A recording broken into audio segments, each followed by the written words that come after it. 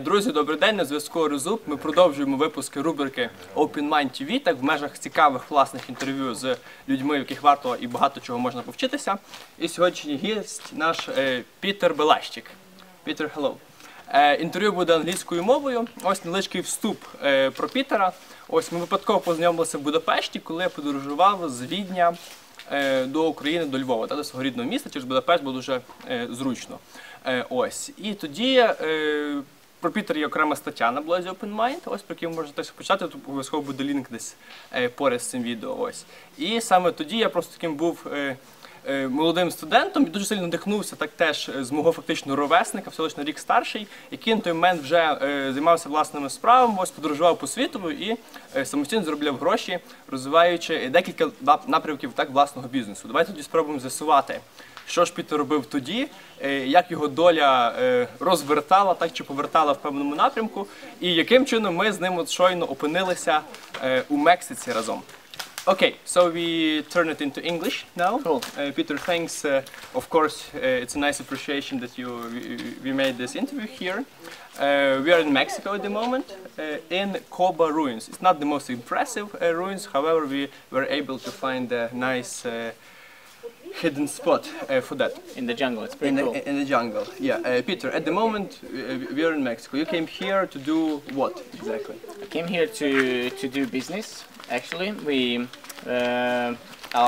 our business that we do together with my wife just came to a point last year where we could afford to travel around the world a little bit. And we actually originally wanted to go to Asia, but I'm involved in another business in the telecommunication. I'm a franchise partner of a telecommunication company, and they will open the Mexican market. So we decided to come to Mexico. I've been here for 2 months. I don't exactly know how long I'm going to stay, and my wife is going to join me on the 1st of April, which is in like 3 weeks, a little bit less than 3 weeks. Very soon. Nice. I had a chance to meet your wife, and then when we met first time it was a girlfriend, Noemi, дуже симпатична дівчина, до речі. What type of business? What type of business do you run with your wife together that enabled you to move around the world? So I've been an entrepreneur since the age of 18. I'm 27 now, so that's almost it's gonna be 9 years in September. And I tried a little bit of everything. I've been involved in tourism. I've been involved in a lot of things. But really provided me with a free lifestyle is an online business actually. So I've got a company that specializes in content creation. To be very simple, is that we write things like research and anything that you can imagine. And I'm involved in telecommunications as well, but mostly on the online. Like we operate an online platform through which we bring customers to telecommunication companies. How did you organize rewriting like topic? Like how did you manage to organize your rewriting business in order to earn some money and provide some value so customers can address to you? Actually, a lot of the principles that I apply in this company was I got from Tim Ferriss. I got from the book 4-Hour Working Week. By the time, like when I was reading it, it didn't actually make a lot of sense to me in a practical way. I really liked the ideas involved in there and all that, but at that moment I couldn't apply them. But when I started building up my company, they sort of came back to me, and then I realized that sometimes even unconsciously I built those principles into my company. So basically I didn't want to. My goal was not to maximize profits, but to maximize freedom. And I outsource everything. Instead of employees, I get people to partner up with me, so they have the same interests as I do. Yeah. And I just try to distribute wealth in a way in my company that everyone is motivated, and it gives me a lot of freedom to move around. So basically, you don't hire people for wage, but everybody works for a percentage. Exactly. Obviously, you cannot do this in every position, in every company, but I managed to do this in my company. Okay. How do you look for clients who like ask your company to make different like reports, write course papers, and so on? 70% of our customers come through an online platform. Like we use Google Ads. all Google products, basically search engine optimization, mailing lists, and pretty much all the online tools that are available out there. And you know, the business has just turned. It's a little bit more than 1 year old, so it's a very young company. And now we start to receive a lot of generic quotes as well that are coming from clients who have been referred to us by other clients who were happy with our service. It's worth to say that, of course, there will be a link to your company, IQfacroty. IQfacroty. So, guys, you can take a look and just see. It's very actually important, yes, to model other people. If you like what they are doing, just take a look what other people are doing, apply the same principles in your own practice, and probably you have much more chances of success than inventing the wheel from the very beginning. Oh yeah, because I've put a lot of money into testing this, so you guys don't need to test it now. Okay, but why did you decide to become an entrepreneur in general? Like, why do you need? Is it like for money, or you have some other internal motivators for that? It's a good question. First of all, I grew up in Hungary, which was a socialist country until 24 years ago, until 1990, and people couldn't be entrepreneurs. And you know, after '85, the system loosened up a little bit, and my parents. I'm coming from a very, I can say, from a very poor but definitely working class family. So no one has ever been in higher education in my family going back like any time. And my parents started a business in '87. It was the first time, '86, '87. It was the first time when you can somehow start your own business. So they were pretty early birds in Hungary. That business was in hospitality. So I grew up in a family where all my parents were entrepreneurs. So that was the model I could see. I think that influenced me a lot. And the other thing is that being an entrepreneur during that era was very, very hard. It wasn't easy. The 90s were pretty hard in terms of business. But I saw something very important, that I saw cause and effect. So I saw that we put in a lot of work. My parents worked a lot for a lot of years. But after like 10, 15 years, we managed to get a very decent lifestyle. And the amount of work that you had to put into the business was not in strong correspondence with the money you could get out. So you could leverage. Yeah. So that's what I saw. I saw But you start to get those results only, of course, some internal like initial investment. Oh yeah. Of time and effort. And a lot of time and effort, and a lot of risk as well. Yeah. Like my parents, you know, after the system changed, people got a bit of support from the government to buy houses and all that. My parents used that to pay the first 2 months of rent of our first restaurant. So that was pretty much that was a lot of risk, and to buy some stock as well. So I sort of always looked into this direction, the entrepreneurial direction. And by the time I finished secondary school, in here, I felt that it's like getting a good degree, like getting good education, getting a good degree, getting a good job, and then retire is not going to be a life model for me. And I couldn't explain it why, and I couldn't explain what was better than that. But somehow I had the feeling that this is not for me. This is not gonna work out. As for me personally, I mean, I don't want to tell that education is bad, but the traditional traditional way of getting people education, then hired for a job and so on, and getting retired, it just doesn't look like a good investment. You invest for 5 years, a lot of your time, a lot of your money is at university, rent and so on, and basically you get the return after that, which is uncomparable to those you have in business, where like the return is much faster and higher as opposed to long-term educational process and preparing yourself. I'm not against conventional education. I think it's good. It's just most of the people who go into education don't really have a purpose. If you know what information you need, then there might be a university out there that can provide you with that exact information. But if you just go into higher education to get a degree, then I don't think you're going to get much out of it. You're going to be able to have a job, and relying on the job as the only source of income, I think it's very dangerous. The risk there is much bigger than a business. Of course. So like my point was, like my motivation was to learn a lot of ways to make money, so I can feel more and more relaxed, and not solely rely on a job where I trade for my time and my energy and for my talent for cash. For example, when you were looking for these like diversified ways to earn money. Probably you made a missed shot a lot I failed, lost a lot of money. What were some of the biggest fails you ever had? Okay, I had a very big one. After the secondary school, I went to Australia to study there for 2 years. Actually, I just wanted to see the world, and because of the visa, I had to apply to a school. So that's when I went to business school.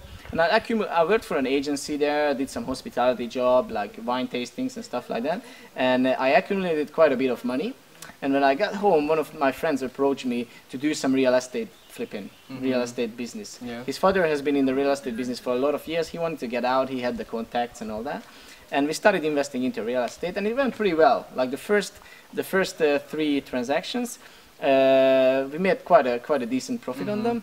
And then we became like very confident and very greedy, obviously. And we risked everything that we made so far and everything that we had from before on the 5th deal or the 4th deal. I can't remember. So you thought like it will continue the same way? Yeah. And I wasn't ready for that kind of money, looking retrospect now. But you know, back then I thought I was. And we just lost everything on that deal. You know, legal issues and just long story short, we lost everything. And in the meantime, I applied for a business school because I wanted to study investments. And I went to get a finance degree, and this is a private university and was pretty expensive. And I had the money saved for the tuition, but I lost that as well.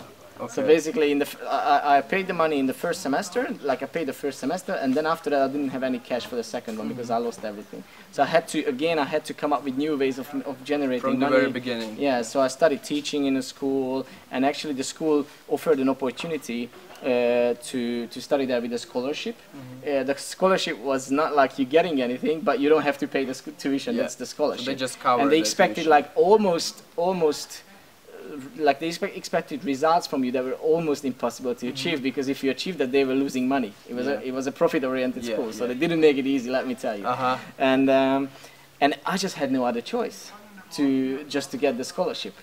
And I was there for 8 semesters, and 7 out of the 8 semesters I could get the scholarship. But it was very, very stressful. But like again, looking backwards, it's the best thing that could have ever happened to me. You always see that it becomes better and better. And usually this is what like interesting stuff, because as I've seen, when you start to invest, when you start to develop, usually after some time you run your business, it doesn't go the same way you were like dreaming or imagining when you just started it. And usually they redirect. For example, like tell us the story. This is really funny about selling cars in Mali.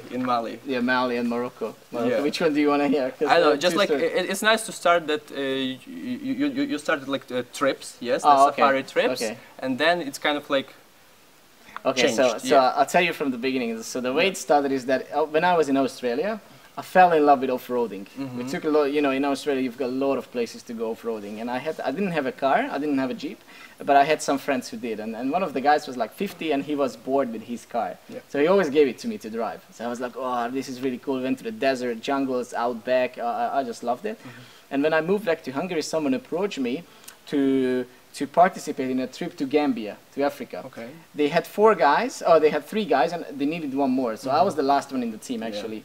Again, long story short, 2 weeks before the departure, I was the only one in the team. Okay, of course. Everybody has just like resigned. Like when you had to put a little bit of money down, then one guy resigned, and then a little bit more money, then another guy resigned, and then the guy who came up with the idea originally resigned 2 weeks before the departure.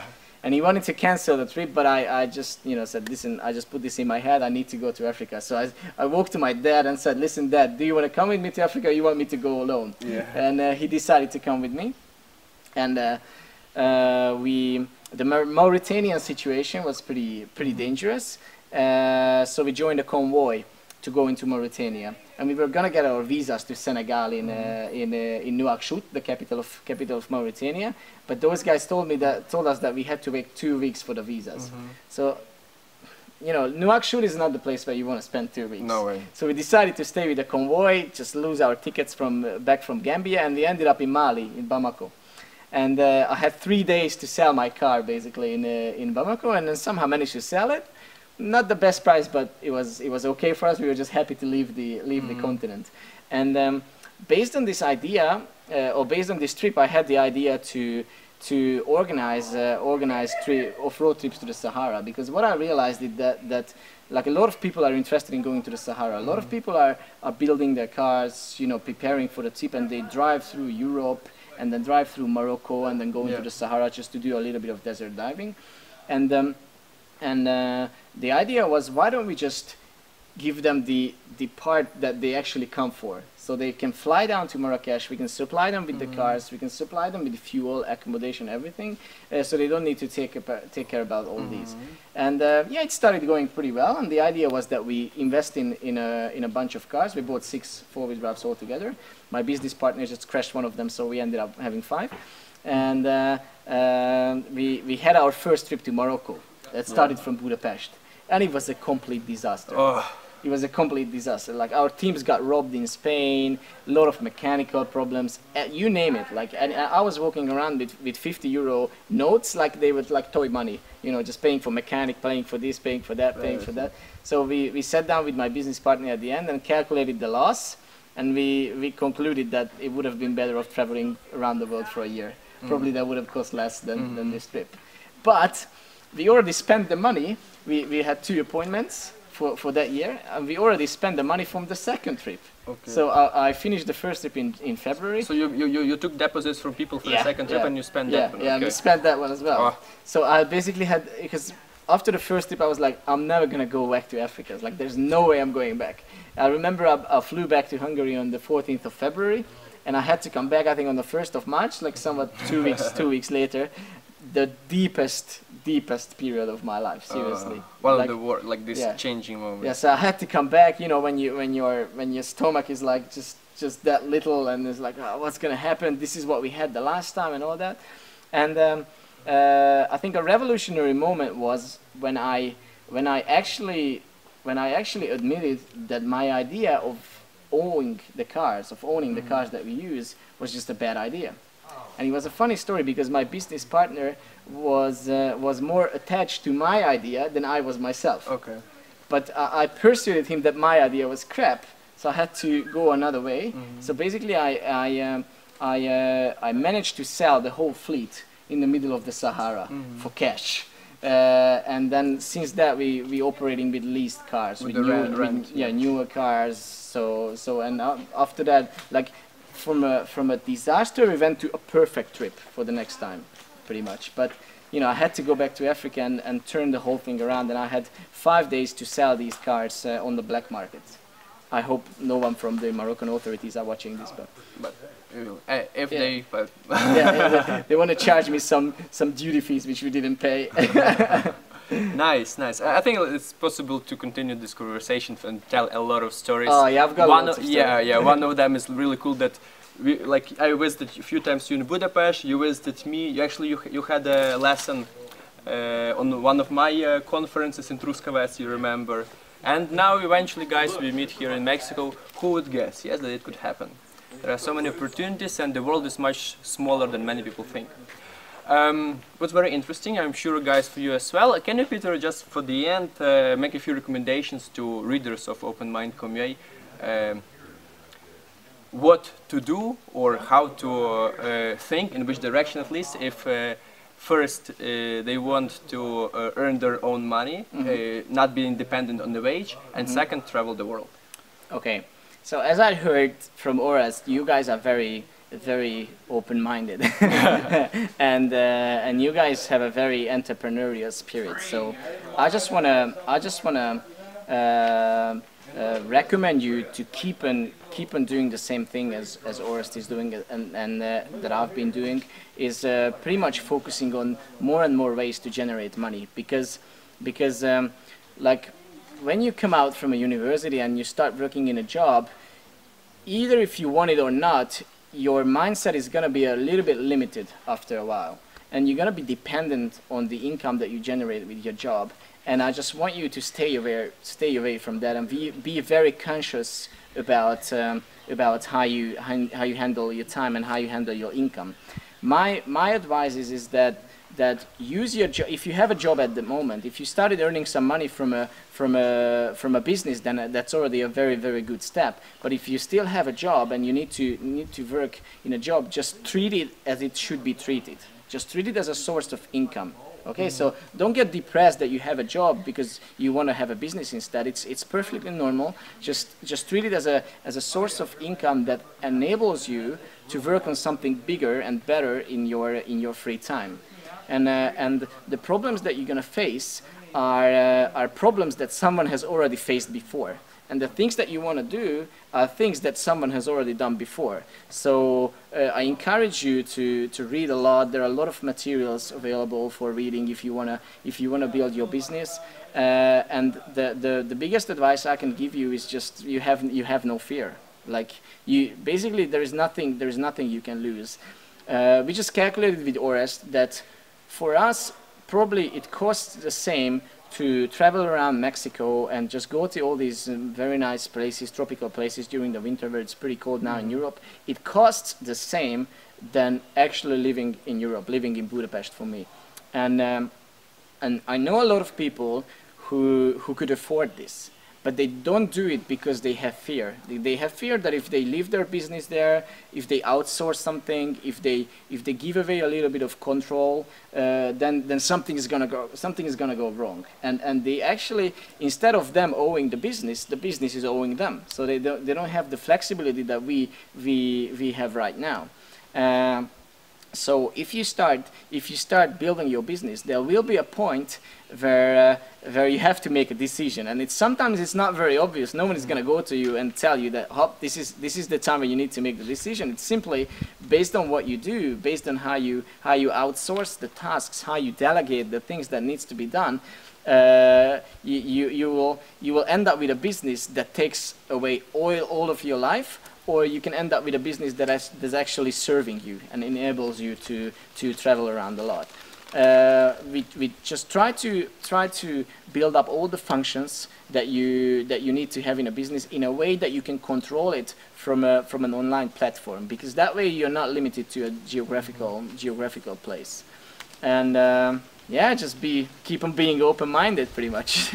And no fear. Yes, yeah. Usually as the life shows that the thing that we fear are indeed the things that we really want and need most of all. Yeah, at least. Yeah, because you know, flying to a different continent, it doesn't matter how much money you have in your pocket, and giving up your nice apartment, which is not even that nice, but you're used to it. It's actually pretty scary. Like for the first time. I remember when I was 20 years old and I moved to Australia, I was scared like hell. Yeah. Like I was really, really scared. Now moving to Mexico for God knows how long, it was like, I don't know, getting on a plane from Budapest to Rotterdam or Eindhoven. Taking the decision in a few days and packing stuff and so. Okay guys, wish you all the best. I'm pretty sure that the example of Peter will motivate you, will inspire you to just at least try to reach something new. And keep up. See you soon in the new editions of Open Mind TV.